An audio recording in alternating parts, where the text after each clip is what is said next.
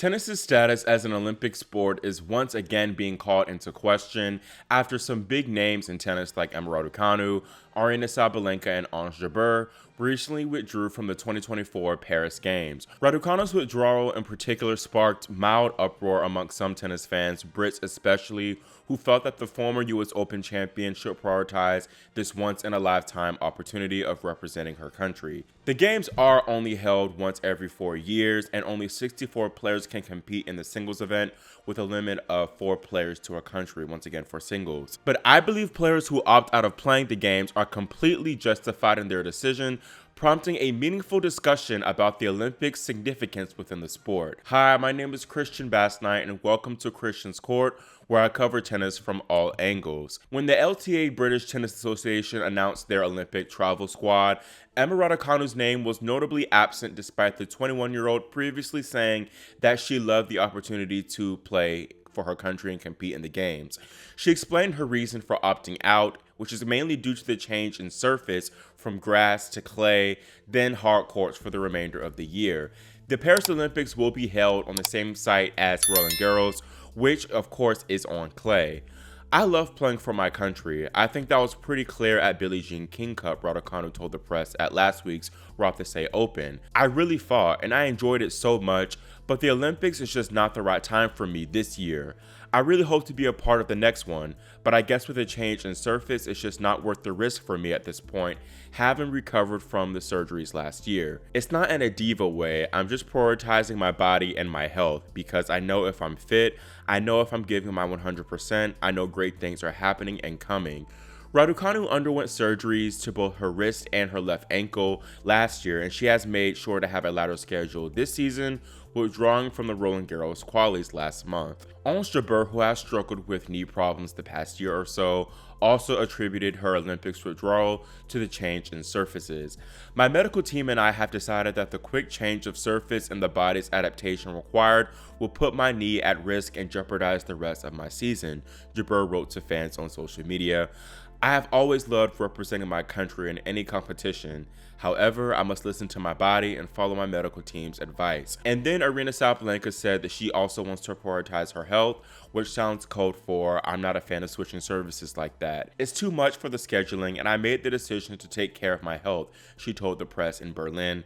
I prefer to have a little rest to make sure physically and health-wise I'm ready for the hard courts. I'll have a good preparation before going to the hard court season.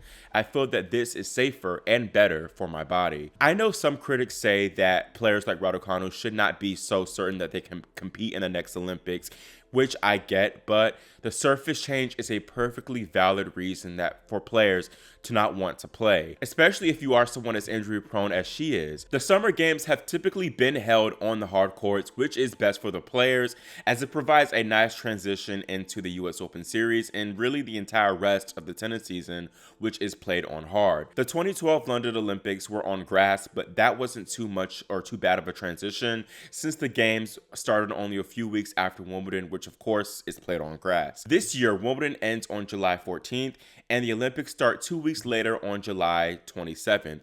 The games end on August 4th, and the year's final major, the US Open, begins August 26th, so that is a quick turnaround. Now, aside from the surface change, a major deterrent for players is that the Olympics does not offer any ranking points or prize money. From 2004 to 2012, the Olympics did offer players rankings points. In 2012, the men's gold medalist won 750 points, while the women's gold medal winner took home 685 points.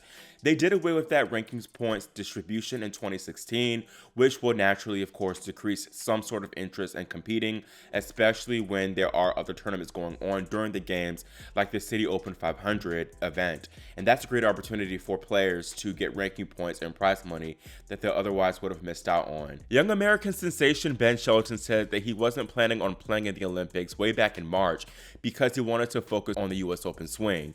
Clay is also Ben's least favorite surface, so he knew he likely wasn't going to medal. Plus, he knows the 2028 games are right around the corner in his backyard on the hard court. He said himself that he 100% plans on competing in those LA games. Recently, a few other eligible American stars, including Francis Tiafoe and Madison Keys, opted out of playing in Paris. Even though he was nominated, Tiafoe's exclusion was expected, seeing as though his home tournament, the City Open, is going on that week, and plus clay is not his favorite surface either. John Isner skipped the Olympics in 2016 and 2021 and opted instead to play some summer hardcourt tournaments where he could earn ranking points and prize money. He was also aware that he likely was not going to medal in those games, and he'd already played in the Olympics before, so he felt that missing them wasn't a huge loss. Even more so now with the lack of ranking points, I kind of struggle where to rank the Olympics in terms of importance within tennis. Isner honestly said it best when he told tennis.com, "It's different for tennis players than for swimmers and track and field athletes. That's the pinnacle of their sport and not so much the pinnacle of tennis. Tennis is not really a traditional Olympic sport. If you ask Federer, I don't think he dreamed of winning Olympic gold. He probably dreamed of winning Wimbledon 7 times like he has. Our biggest events are the Grand Slams and are always going to be the Grand Slams." And I completely agree with John. For the track and field, swim, and gymnastic athletes, the Olympics is the pinnacle. That's why you have literal tournaments, the Olympic trials dedicated for those sports. But with tennis, the 4 slams are considered more prestigious as well, and you could argue that the 1,000 level tournaments and the UN championships are surpass the games in terms of importance. Personally, I believe the Olympics are definitely below the slams in terms of importance, but slightly higher than both a 1,000 title or a UN championships title, just because of the recognition that comes with winning a gold medal. I do admit the 2021 games were a flop, and sometimes I forget who even won those games or who even won the gold medal. And it's not just because I don't care for Zverev and Bencic that much, but the Tokyo games just lacked that edgy atmosphere due to fans not being allowed to attend. The Rio 2016 games were electric, and I expect Paris 2024 to bring that much needed flair. I believe winning gold is particularly important for the game's greats when it comes to comparing them to their fellow greats, their peers. Steffi Graf stands out for being the only player in tennis history to win the calendar Golden Slam. Serena is the only player to win a career Golden Slam in both singles and doubles. Nadal is the only Big Three member to win the career Golden Slam, a feat that Novak Djokovic wants so bad that he's trying to come back and play the Olympics on clay a month after undergoing knee surgery. The Olympics mean so much to Rafa too that he's structuring the remainder of his season around them and could possibly retire there. I know that some have said that tennis has no place at the Olympics and that it should not be an Olympic sport, and for 64 years it wasn't until it returned to the games in 1988.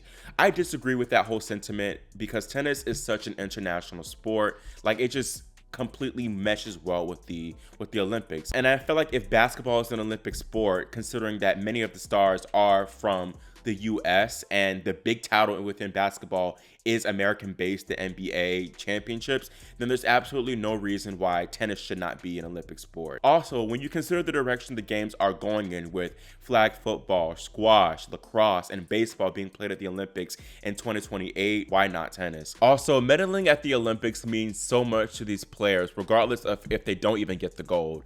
It's for sure a crowning achievement for many tennis players, like Aryna Svitolina, who won the bronze in 2021, who said that it just is one of her top achievements because that was the first time Ukraine had taken home a medal in tennis, period. A point I want to reiterate is that much of the importance of the games is by a player-to-player basis.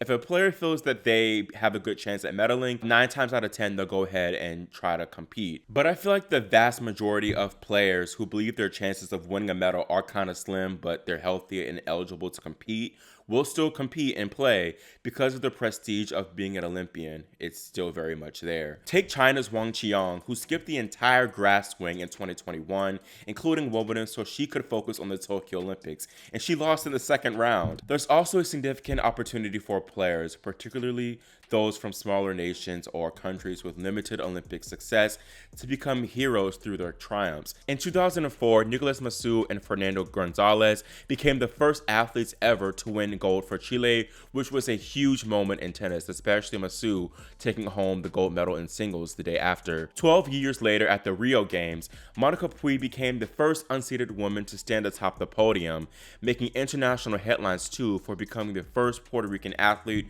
to win gold in any sport at the games. Puig had an average career aside from the gold medal, but Her Rio win was a major resume boost and has surely landed her a lot of opportunities years later and will probably continue to do so for her. Going back to Sabalenka, I think a big elephant in the room with her is how she really wouldn't be competing for her country of Belarus if she were to play in the games. Russian and Belarusian athletes are required to compete under this individual neutral athletes banner or flag due to the war with Ukraine. It's simply not the same for those athletes, which is probably why Russians Andrei Rublev and Karen Khachanov also decided not to compete in the games. And Rublev, he won Olympic gold in mixed doubles, and Khachanov won silver in Tokyo. So definitely interesting to see those withdrawals. I think it'd be smart for Daniil Medvedev to do the same, to be honest, especially when you consider that clay is his least favorite surface and hard is his favorite.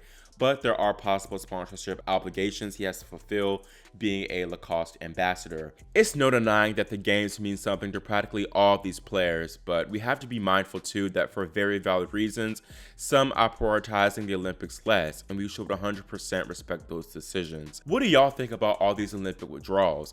Does it indicate that tennis perhaps doesn't belong at the games, or is it just a sign of the times? Also, if you were in a player's shoes and say that you didn't likely have a solid chance at medaling and you preferred playing on hard as opposed to clay, would you still make the trip to Paris? Leave your thoughts in the comments and make sure y'all subscribe and click the notification bell so you're notified whenever I post more edgy video essay type of content like this. Thank y'all so much for watching. I'm Christian once again, and I'll see y'all in the next one.